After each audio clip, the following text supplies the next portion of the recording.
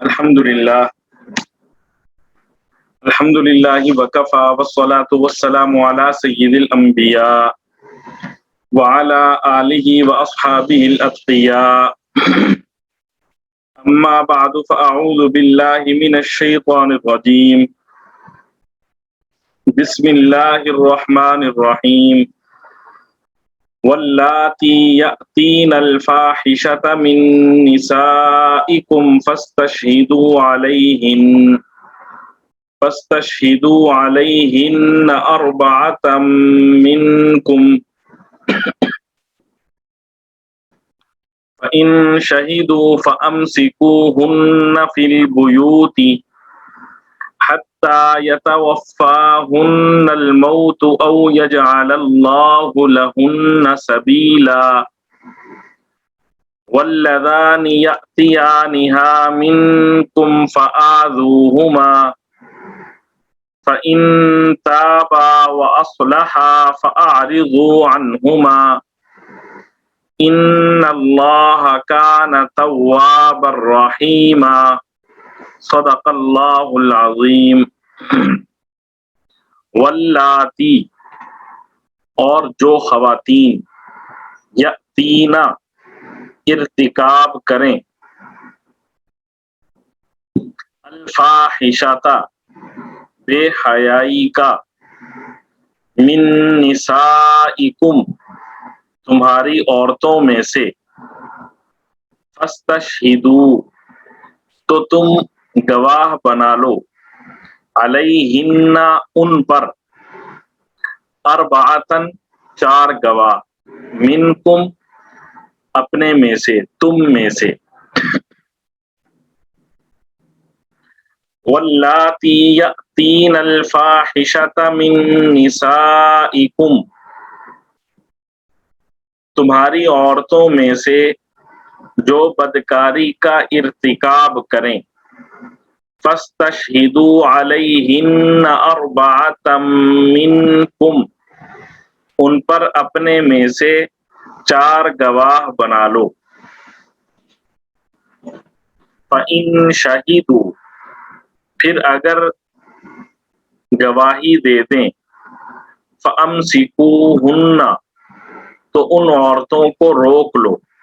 فی البیوت گھروں میں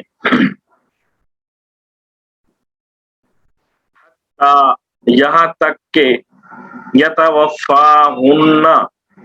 اٹھا لے ان کو الموت موت او یجعل یا بنا دے اللہ لہن ان کے لیے سبیلاً کوئی راستہ فَإِن شَهِدُوا فَأَمْسِكُوهُنَّ فِي الْبُيُوتِ چنانچہ اگر وہ ان کی بدکاری کی گواہی دیں تو ان عورتوں کو گھروں میں روک کر رکھو حَتَّى يَتَوَفَّاهُنَّ الْمَوْتُ یہاں تک کہ انہیں موت اٹھا کر لے جائے او یجعل اللہ لہن سبیلا یا اللہ ان کے لیے کوئی اور راستہ پیدا کر دے واللذان اور جو یأتیانہا برائی کا ارتکاب کریں مرد منکم تم میں سے فآذوہما تو ان دونوں کو اذیت دو واللذان یأتیانہا منکم فآذوہما اور تم میں سے جو دو مرد بدکاری کا ارتکاب کریں ان کو اذیت دو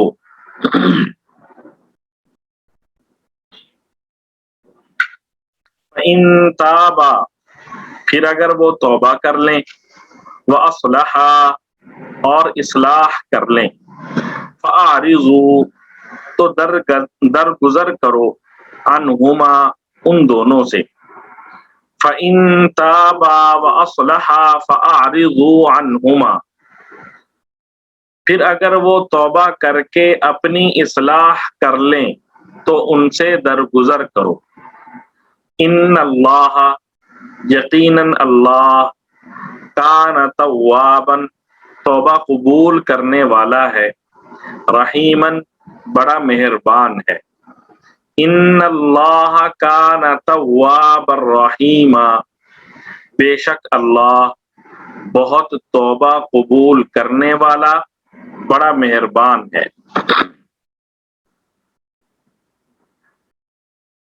یہاں پر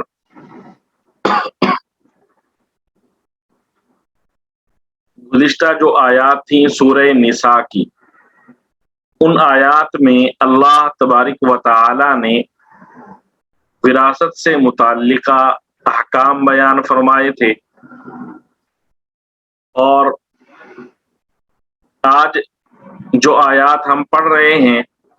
ان آیات میں اللہ تعالی نے بدکاری کی سزا بیان کی ہے کہ اگر مرد و خواتین میں سے کوئی بدکاری کا ارتکاب کرے تو اس کو سزا کیسے دی جائے گی۔ یہاں پر ایک لفظ استعمال ہوا الفاحشہ، واللاتی یأتین الفاحشہ، کہ جو بے حیائی کا ارتکاب کریں۔ فاحشہ بے حیائی، بدکاری، ان دونوں معنی کے لیے استعمال ہوتا ہے، اور لغت میں ہر ایسے قول و فعل کو فحش کہا جاتا ہے جو برا ہو اور جس کا ذکر کرنا اور سننا گوارا نہ ہو۔ یہاں قرآن پاک میں الفاحشہ کا لفظ استعمال کر کے اس سے زنا مراد لیا گیا ہے۔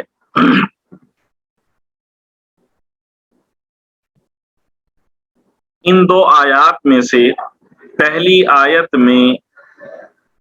اللہ تعالی نے بدکاری کرنے والی عورتوں کی سزا بیان کی ہے، اور دوسری آیت میں اللہ تعالی نے بدکاری کرنے والے مردوں کی سزا بیان کی ہے۔ شروع اسلام میں اللہ تعالی نے یہ حکم دیا تھا کہ جب 4 چشمدید عادل گواہوں کی سچی گواہی سے کسی عورت کی سیاہ کاری ثابت ہو جائے تو اس کو گھر کے اندر ہی قید کر کے رکھا جائے یہاں تک کہ اس کو موت آ جائے، یا اللہ تعالیٰ اس کے لیے کوئی اور راستہ نکال دے۔ یہ سزا اللہ تعالیٰ نے اس آیت میں بیان کی ہے جو پہلی آیت ہے، سورہ نساء کی آیت نمبر 15۔ یہاں پہ فرما دیا کہ بدکارہ عورت کو گھر کے اندر قید کر کے رکھا جائے،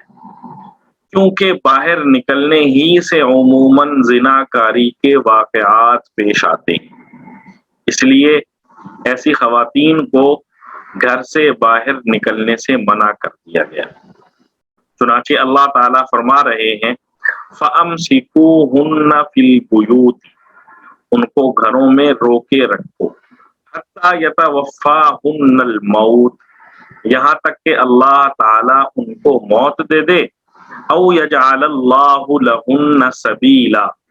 یا ان کے لیے اللہ کوئی اور راستہ نکال دے۔ اس سے آگے والی جو آیت ہے آیت نمبر 16،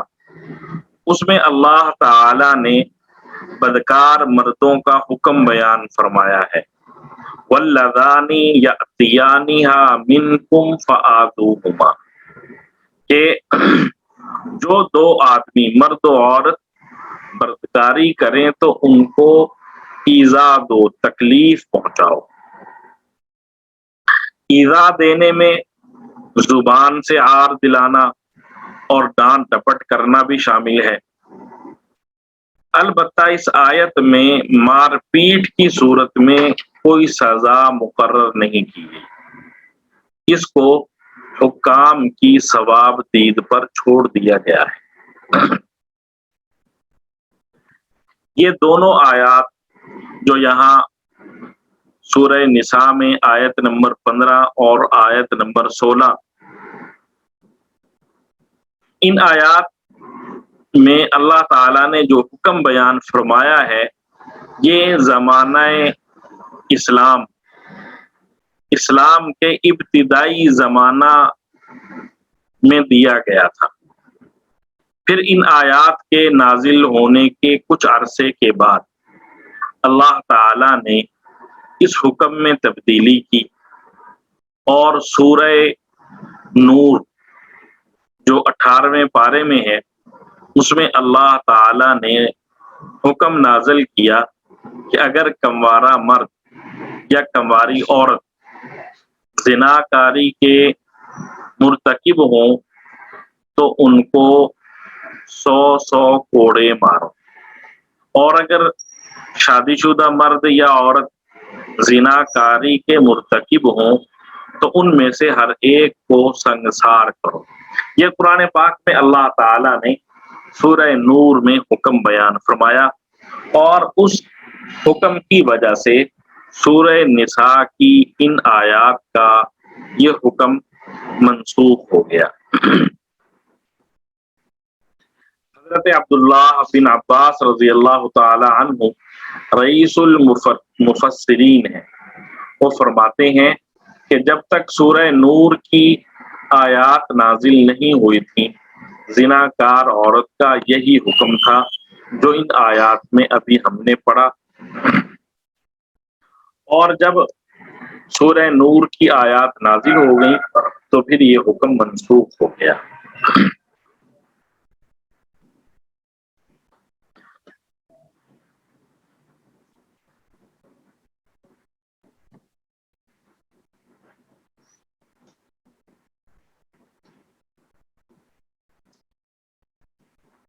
جب کسی عورت کے بارے میں یہ بات سنی جائے کہ اس نے ایسا کام کیا ہے تو یہ خبر عورت اور اس کے خاندان کے لیے باعث عیب، باعث ننگ و عار ہوتی ہے۔ اس لیے شریعت اسلامیہ نے ایسے الزام کو پھیلانے اور صرف کسی کے زبان سے کہہ دینے کو کافی نہیں سمجھا، بلکہ اسلام نے حکم دیا کہ یہ بہت اہم معاملہ ہے، اس لیے گواہوں کے بغیر ثابت نہیں ہو سکے گا۔ چنانچہ جب اس قسم کا معاملہ حاکم کے پاس، قاضی کے پاس چلا جائے تو اس پر لازم ہے کہ وہ اس معاملے میں دعویٰ کرنے والے افراد سے گواہ طلب کرے، اور چونکہ معاملہ ہے زنا کا اس لیے یہاں پر گواہ صرف اور صرف مرد ہوں گے۔ زنا کے ثبوت کے لیے عورتوں کی گواہی معتبر نہیں، اور مردوں میں بھی 2 مردوں کی گواہی کافی نہیں، بلکہ 4 مردوں کی گواہی ضروری ہے، اور پھر ان مردوں کا مسلمان ہونا ضروری ہے۔ جو عام معاملات ہوتے ہیں ان میں 2 مردوں کی یا 1 مرد اور 2 عورتوں کی گواہی کافی ہو جاتی ہے، لیکن چونکہ یہ عزت و آبرو کا معاملہ ہے اس لیے اس معاملے میں سختی کی گئی۔ جب تک 4 مرد گواہی نہ دیں اس وقت تک زناکاری کی سزا نہیں دی جا سکتی۔ اگر 4 گواہ نہ ملیں تو جن لوگوں نے یہ بات اڑائی ہے وہ سب، اور 1 2 3 جو گواہ موجود ہیں 4 سے کم، ان سب پر حد قذف یعنی تہمت لگانے کی سزا نافذ کی جائے گی۔ تہمت لگانے کی سزا قرآن نے 80 کوڑے بیان کیے ہیں۔ تو اللہ تعالی نے اتنی سخت سزا رکھی تاکہ زنا کا راستہ بند ہو جائے، اور زنا کے ثبوت کا طریقہ بھی سخت رکھا تاکہ آسانی سے لوگوں کی ملی بھگت سے کسی پر جھوٹا الزام نہ لگایا جا سکے، کسی کو جھوٹی سزا نہ دی جا سکے۔ اور پھر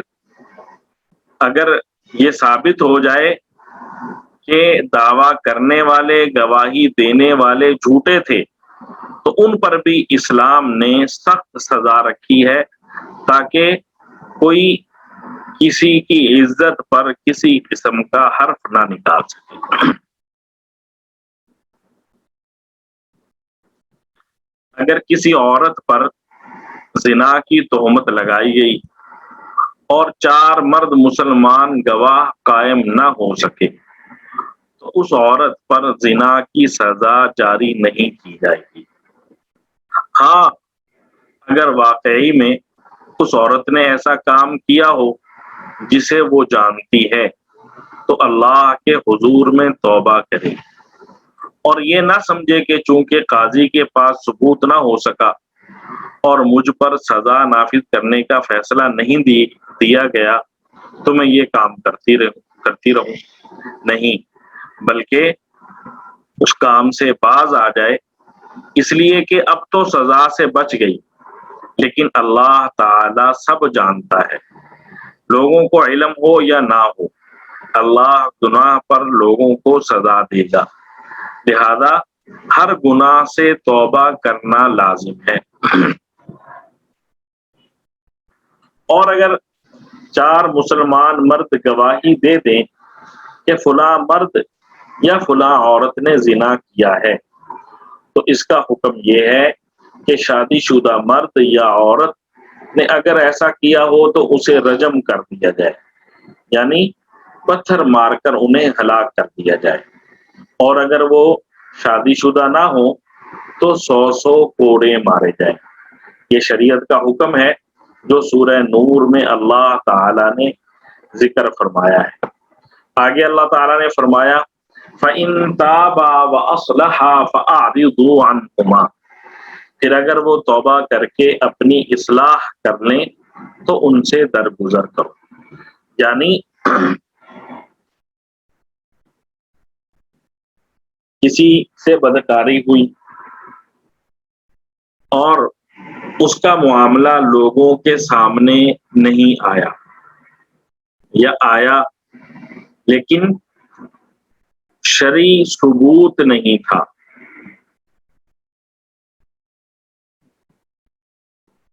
تو ایسے مرد و عورت اگر توبہ کر لیں اور بدکاری سے باز آ جائیں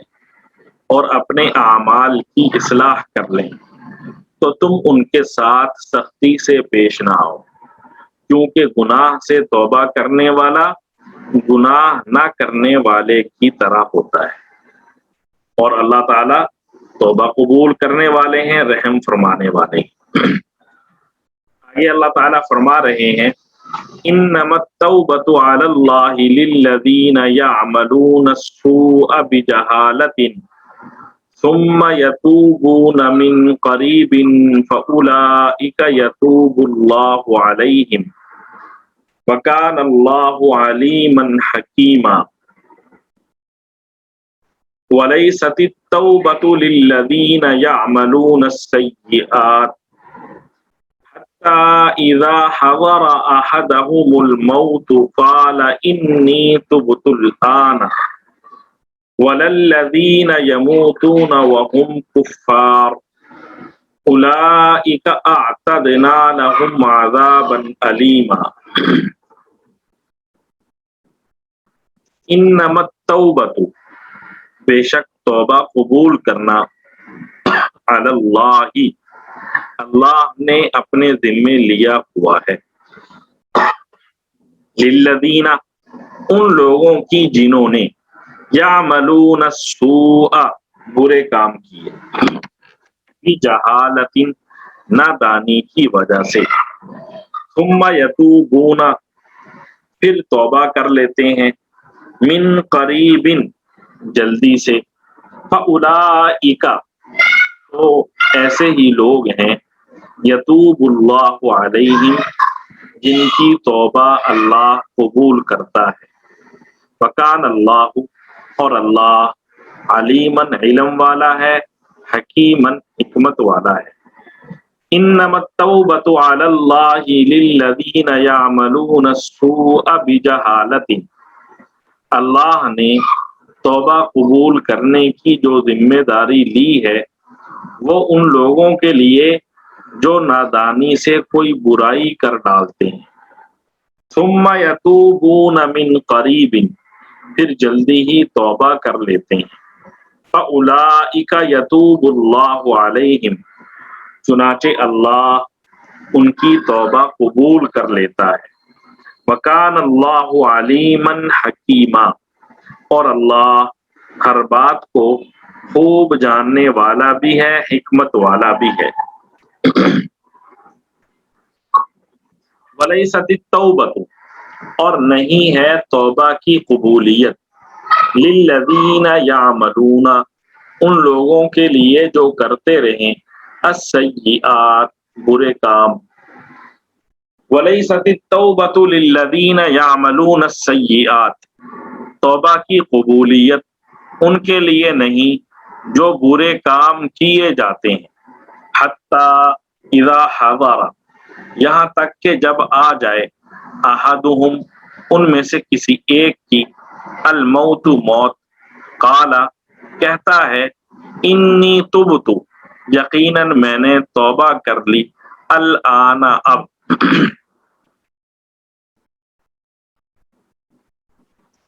اذا حضر احدہم الموت قال انی تبت الآن، یہاں تک کہ جب ان میں سے کسی پر موت کا وقت آ کھڑا ہوتا ہے تو وہ کہتا ہے کہ میں نے اب توبہ کر لی ہے۔ وَلَلَّذِينَ يَمُوتُونَ، اور نہ ان کے لیے جو مر جائیں، وَهُمْ کفار، اس حال میں کہ وہ کافر ہوں۔ وَلَلَّذِينَ يَمُوتُونَ وَهُمْ کفار، اور توبہ کی قبولیت ان لوگوں کے لیے بھی نہیں ہے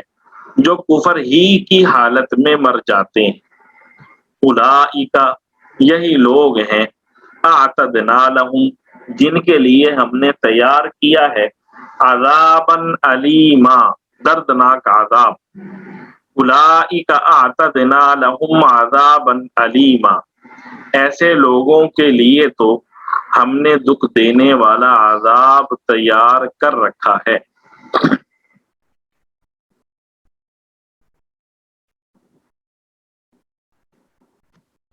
ان دونوں آیات میں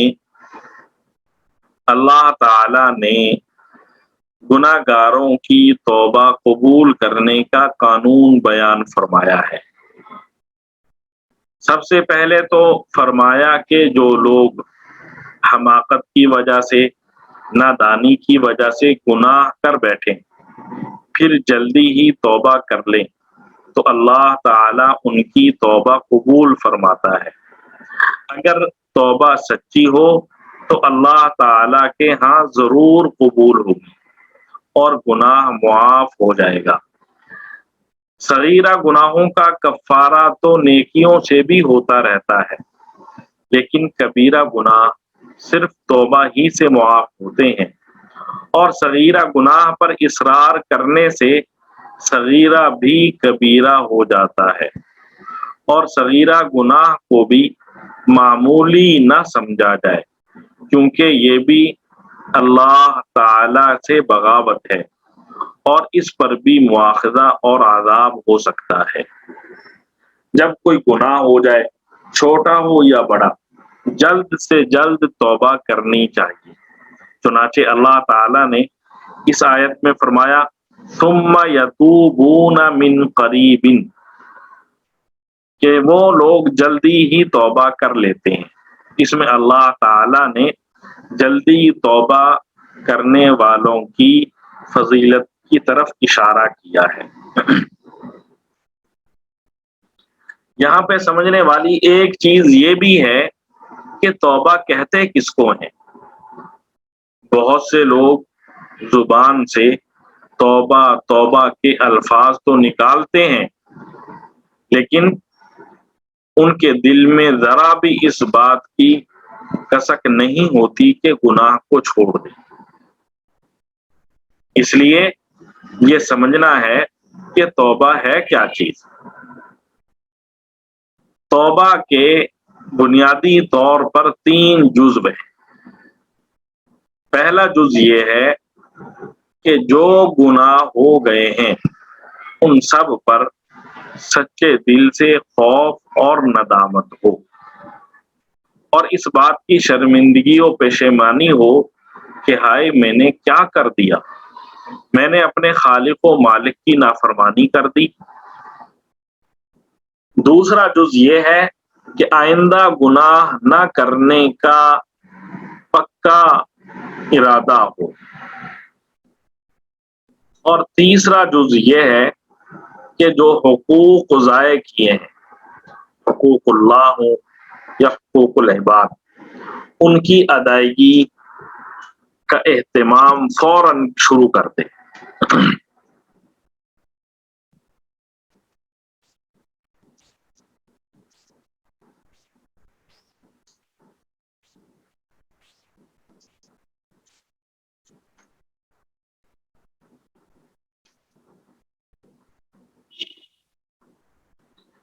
اللہ کے حقوق مثلا زکوٰۃ حساب کر کے دے اور اتنا مال دے دے کہ یقین ہو جائے کہ اس سے زیادہ کی ادائیگی فرض نہیں تھی، اور حج بھی کرے اور نمازوں کی بھی قضا کرے، فرضوں اور وطروں کی قضا ہو گئی تو ان میں بھی حساب لگائے کہ زیادہ سے زیادہ اتنی ہوں گی تو ان سب کو ادا کرے۔ اگر رمضان کے روزے چھوڑے ہوں تو ان کو بھی قضا کرے، اور ان کے علاوہ بھی غور کرے کہ اللہ تعالی کے حقوق کیا کیا ضائع کیے ہیں اور ان سب کی تلافی کی فکر کرے، اور بندوں کے حقوق کی بھی ادائیگی کا اہتمام کرے، کس کس کے مال میں خیانت کی ہے، کس کس کا مال چوری کیا ہے، سودا بیچتے وقت ناپ تول میں کمی کی ہے اور خرید و فروخت میں دھوکہ دیا ہے، قرض لے کر دبا لیا ہے، غیبتیں کی ہیں یا غیبتیں سنی ہیں، لوگوں پر بہتان لگائے ہیں، کسی کو گالیاں دی ہیں، مار پیٹ کی ہے، وغیرہ وغیرہ، ان سب امور کی تلافی کرے، مالی حقوق کو ادا کرے۔ ادائیگی کا انتظام نہ ہو تو ان لوگوں سے معاف کروائے جن کے حقوق ہیں، جن کی غیبتیں کی ہیں یا سنی ہیں ان سے معافی مانگے، اور جن پر بہتان باندھے ہیں ان سے بھی معافی مانگے، اور جن کو گالیاں دی ہیں ان سب سے معافی مانگے۔ ظالمانہ مار پیٹ کی تلافی کرے، یعنی جس کو بلا اجازت شرعی مارا ہو، اگرچہ وہ اپنے سے چھوٹا ہی ہو، اس کو بدلہ دے یا اس سے معافی مانگے، اور اس میں ذرا بھی خفت یا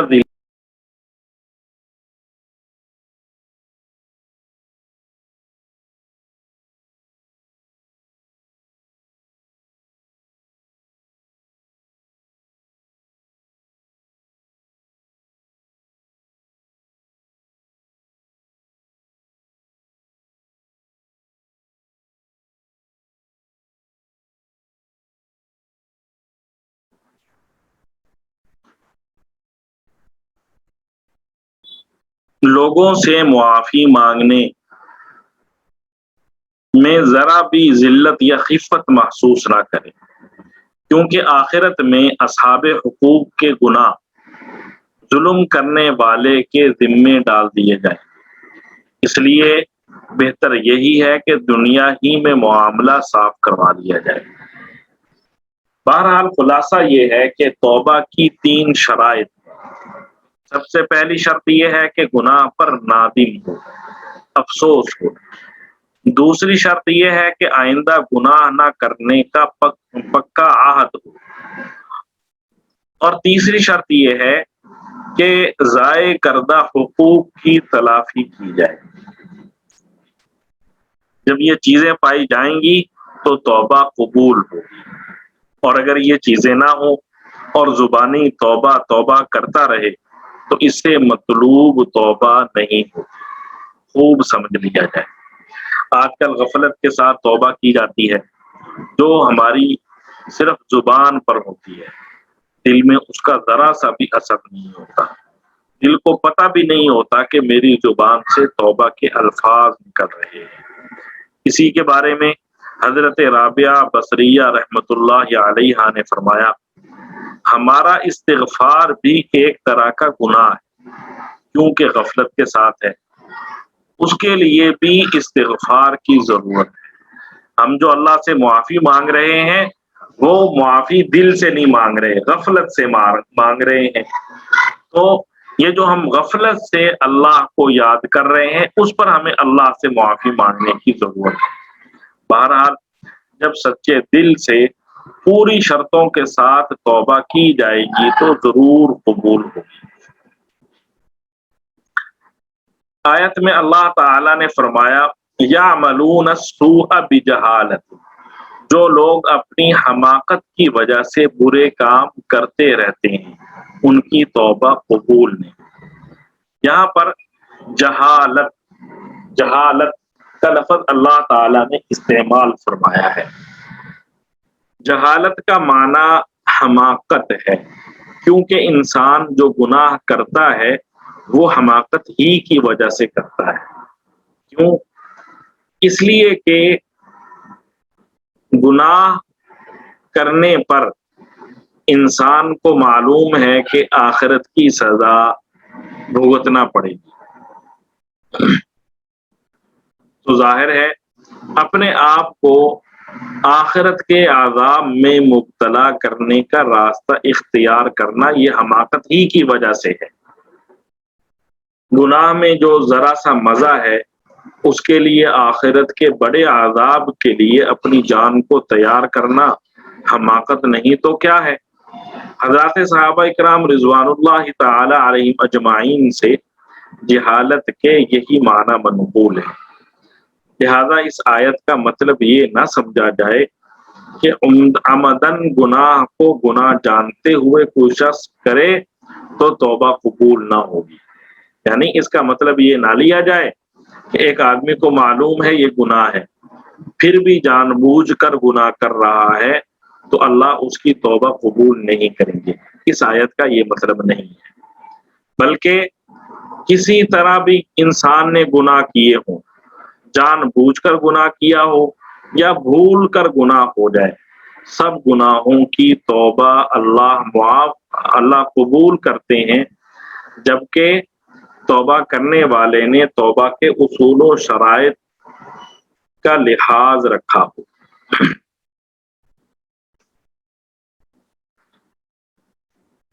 پھر اس آیت میں اللہ تعالی نے ان لوگوں کا ذکر کیا ہے جن کی توبہ قبول نہیں ہوتی. تو ایسے لوگ جن کی توبہ قبول نہیں ہوتی وہ ہیں جو عمر بھر جرت کے ساتھ گناہ کرتے رہتے ہیں، گناہوں سے باز نہیں آتے. جب موت سر پر آ جاتی ہے، جان کنی کی حالت ہوتی ہے، موت کے فرشتے نظر آنے لگتے ہیں تو اس وقت کہتے ہیں کہ اب ہم توبہ کرتے ہیں. ایسے لوگوں نے توبہ کا وقت کھو دیا، لہذا اب ان کی توبہ بھی قبول نہیں ہوتی. اسی طرح ان لوگوں کی توبہ بھی قبول نہیں ہوتی جن کو کفر کی حالت پر موت آ گئی اور انہوں نے عین نزع کی حالت میں ایمان کا اقرار کیا. ایسے لوگوں کے لیے دردناک عذاب ہے. صحیح مسلم میں حضرت ابو ہریرہ رضی اللہ تعالی عنہ سے مروی ہے، رسول اللہ صلی اللہ علیہ وآلہ وسلم نے فرمایا کہ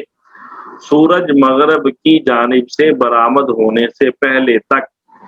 جو شخص توبہ کر لے گا اللہ تعالیٰ اس کی توبہ قبول فرما لے گا۔ یعنی دو مطلب ہیں اس کے۔ ایک مطلب تو یہ کہ جب تک قیامت قائم نہیں ہوتی اس وقت تک تمام لوگوں کی توبہ اللہ تعالیٰ قبول فرمائیں گے۔ اور دوسرا مطلب اس کا یہ ہے کہ انسان کی زندگی کا سورج غروب ہو رہا ہو،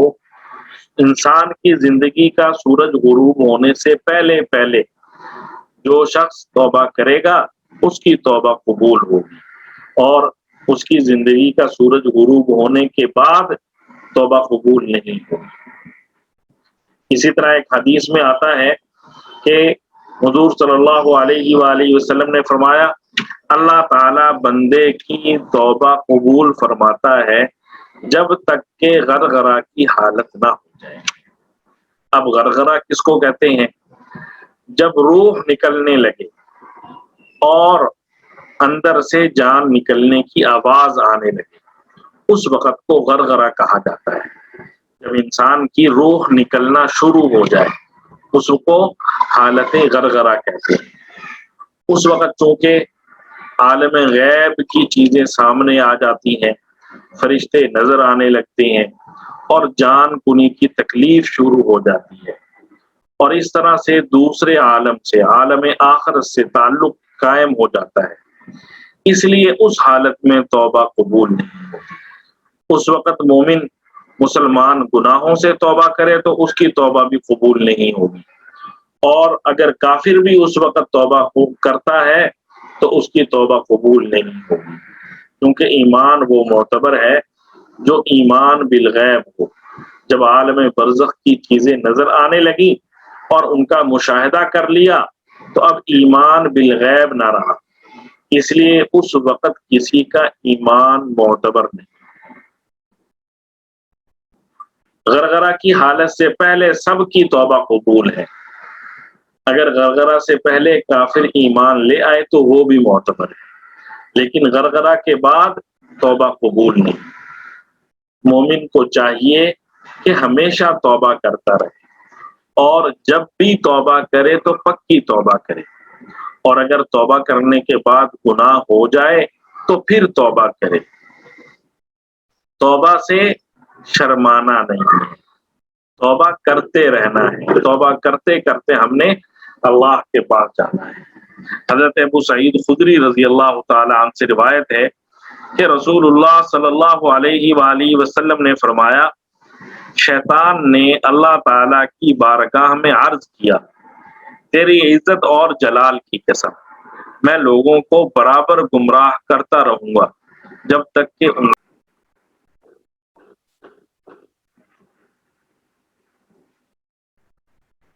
بسم اللہ الرحمن الرحیم۔ حضرت ابو سعید خدری رضی اللہ تعالی عنہ سے مروی ہے رسول اللہ صلی اللہ علیہ وآلہ وسلم نے ارشاد فرمایا شیطان نے اللہ تعالی کی بارگاہ میں عرض کیا کہ تیری عزت و جلال کی قسم میں لوگوں کو برابر گمراہ کرتا رہوں گا جب تک کہ ان کے اندر جان۔ اللہ تعالی نے فرمایا مجھے اپنی عزت اور جلال کی قسم میں بھی ان کو ہمیشہ معاف کرتا رہوں گا جب تک وہ مجھ سے معافی مانگتے رہیں گے۔ اس لیے ہمارا کام ہے اللہ سے معافی مانگنا، تو ہم اللہ سے معافی مانگتے رہیں۔ ایک دفعہ توبہ ٹوٹے پھر بھی ہم نے اللہ سے معافی مانگنی ہے اور توبہ کرنی ہے۔ 2 دفعہ توبہ ٹوٹے، 3 دفعہ توبہ ٹوٹے، 4 دفعہ توبہ ٹوٹے، جتنی دفعہ بھی توبہ ٹوٹے ہم نے بار بار توبہ کرنی ہے اور اللہ سے معافی مانگنی ہے۔ دعا ہے اللہ تعالی ہمارا بیٹھنا قبول فرمائے اور ہمیں قرآن کریم سیکھنے اور شریعت پر عمل کرنے کی توفیق عطا فرمائے۔ صلی اللہ علیہ وآلہ وسلم۔